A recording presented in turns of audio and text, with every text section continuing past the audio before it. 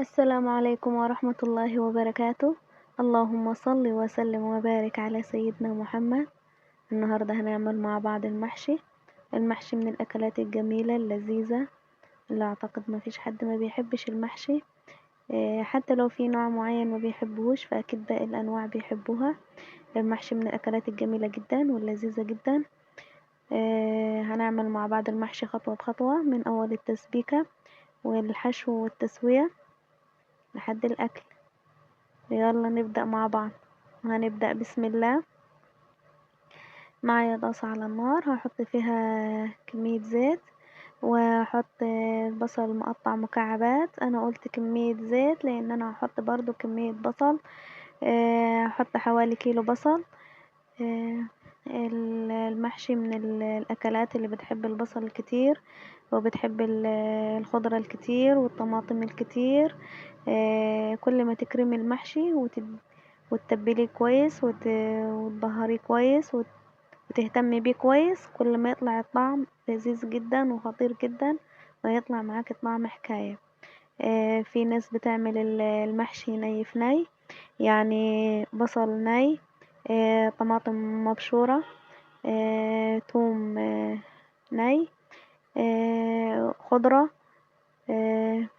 وتوابل، واقلب اقلب اقلب واحشي وكده خلاص انا خلصت. لا انا ما بحبش كده، انا بحب تسبيكة المحشي كل ما بتهتمي بيه اكتر وكل ما تهتمي بالتسبيكة اكتر كل ما يطلع معاك الطعم خطير جدا وحكاية. هنا البصل انا مش عايزة البصل يتدبل بس معايا، انا هنا عايزة البصل يتحمر معايا ويغمق شوية، لان كل ما بتحمري في البصل كل ما التسبيكة تطلع خطيرة وهتظهر في المحشي اكتر، علشان المحشي يطلع معاكي لونه احمر وجميل. كمية البصل دي على قد 2 كيلو رز. انا استخدمت صلصة، لو عندك طماطم فريش ممكن تستخدمي عصير طماطم عادي، مش هتقولك لا، بالعكس هتبقى جميلة جدا. اول ما البصل يتدبل شوية ويديني لون اصفر هنزل بالفلفل المقطع مكعبات. ما شاء الله، اللهم صل وسلم وبارك على سيدنا محمد.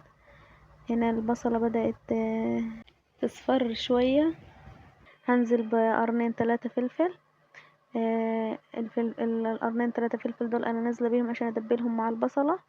عشان الفلفل والبصل بيدينوا مع بعض لما بيتدبلوا ويتشوحوا مع بعض بيدوا طعم خطير جدا وريحه جميله جدا. عشان كده انا قطعت كم قرن فلفل وحطيتهم في البصله.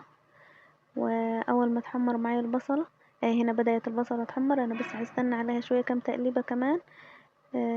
وهنزل بالصلصه.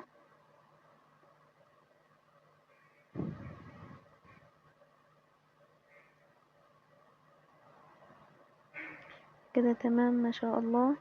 هنزل بالصلصة. الصلصة متفرزة وهقلبهم مع بعض كام تقليبة لغاية ما الصلصة تفك من التلج اللي هي فيه وتتسبك معايا مع البصل. وكمان معلقة السكر بتعادل الحموضة تحت الطماطم وتخلي طعم الصلصة مسكر جدا وطعم المحشي مسكر جدا. وهنا تمام، هي دي الصلصة اللي انا عايزاها وهو ده اللون اللي انا عايزاه.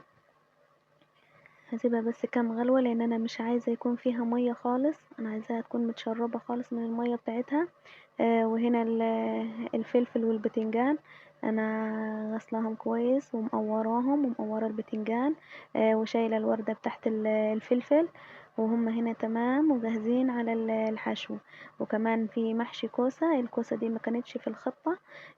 انا بس فضل معايا شوية رز فلقيت عندي في التلاجة في كام واحدة كوسة فحشيتهم بيهم.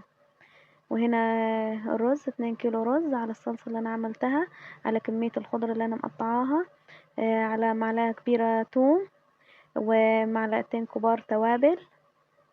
التوابل دي فلفل وكمون وكزبرة فلفل اسود وكمون وكزبرة، وبقلبهم كويس مع بعض. انا مش عايزة اللون الابيض ده يبقى موجود خالص، انا عايزاه يختفي. هفضل اقلب فيهم لغاية ما الرز يتشرب الصلصة ويبقى لون حباية الرز احمر، لون الصلصة. واحط عليهم كمان معلقتين كبار زيت، لان الزيت بيخلي المحشي الرز متفلفل. وهنا هبدأ احشي. انا مش بحشي الفلفل للاخر، انا بسيب فيه 1 سنتي للتسوية. والبتنجان كمان بحشي البتنجان وبسيب فيه 1 سنتي للتسوية. كل ما تسيبي في البتنجان او الفلفل او اي محشي ما تحشوهوش رز للاخر، وتسيبي له مساحة كده للتسوية، كل ما يطلع معاك المحشي خطير. وكمان عشان ما يلزقش في الحلة، الرز يطلع من الحلة ويلزق، يلزق يطلع من الحشو ويلزق.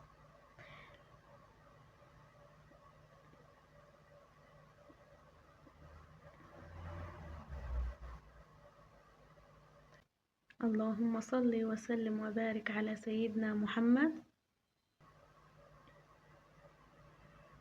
محشي البتنجان والفلفل من انواع المحاشي الجميلة جدا.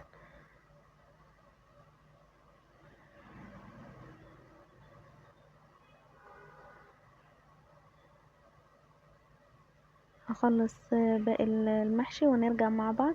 وهنا خلصت الحشو، وهنا في الحلة ما شاء الله انا بحطهم بشكل طولي عشان ما ينزلش الرز منهم. و... وبحطه والفلفل كمان بحطه بشكل طولي، بميل الحلة وارص واحدة واحدة واحدة بشكل طولي، علشان هو ده الطريقة المظبوطة للفلفل. وهنا بحط الغطا بتاعه اللي هي الوردة بتاعت الفلفل علشان الرز ما يطلعش بره. والبتنجان مش هحط له اي غطا، لانه هو طبيعي مش هيطلع الرز بره، لان انا مش هحط المية. آه، مش هخلي المية تغطي البتنجان او الكوسة، هخليها للنص بس. والفلفل نفس النظام، مش هغطيه برضو بالمية، هخليها لنص الفلفلاية بس. وهنزل عليهم كل حلة بمعلقتين زيت كبار. الزيت بيدي شكل حلو للمحشي، لون لمعة حلوة وشكل حلو، وبيخلي الرز متفلفل. وهنا بعد ما استوى ما شاء الله الصورة بتتكلم عن نفسها، الرز ما طلعش بره، جميل جدا.